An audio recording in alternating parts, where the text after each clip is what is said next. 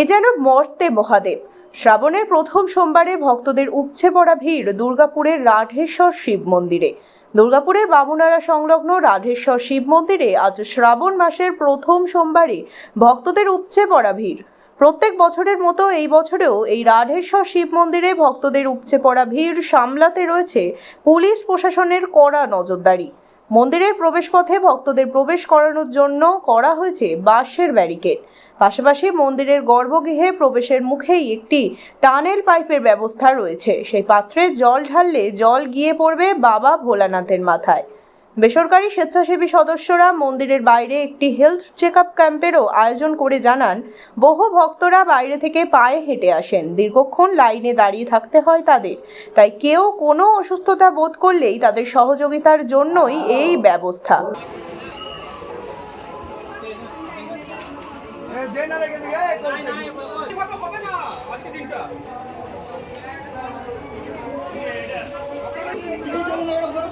তাড়াতাড়ি করবেন, অনেক ভিড় হচ্ছে বাইরে।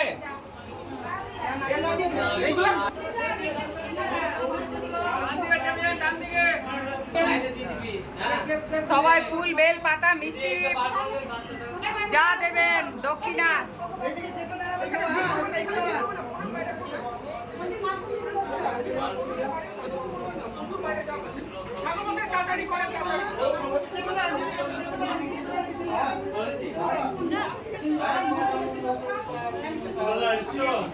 বাইরে চলে যান, তাদের পুজো এখানে ক্লিয়ার করছে।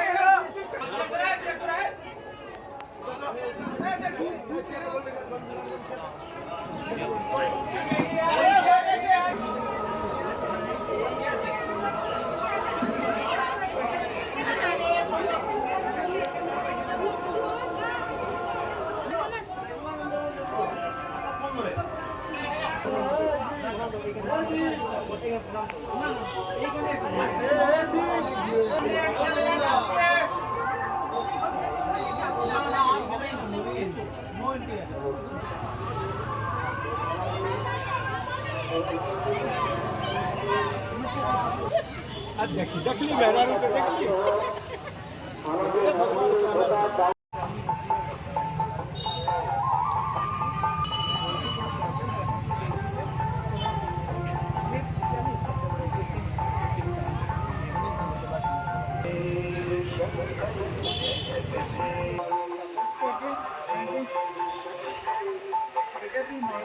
এটা ছাড়া এনিথিং এলস ডাইরেক্ট রেফারেন্স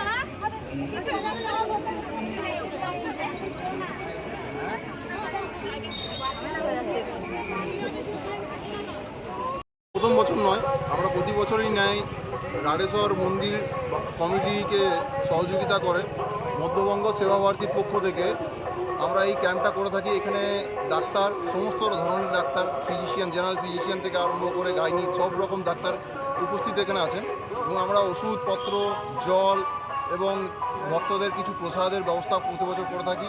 প্রায় 15,000-এর বেশি প্রতি সোমবার এখানে ভক্তের সমাগম হয়। প্রতি বছর আমরা দেখি যে ভক্তরা সকাল থেকে উপোস করে থাকার জন্য বিভিন্ন শারীরিক সমস্যার সম্মুখীন হয়।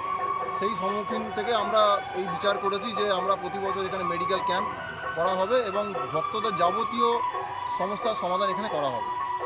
আপনার নাম? আমার নাম জয়দীপ ব্যানার্জি, বাড়ি কুলডিয়া।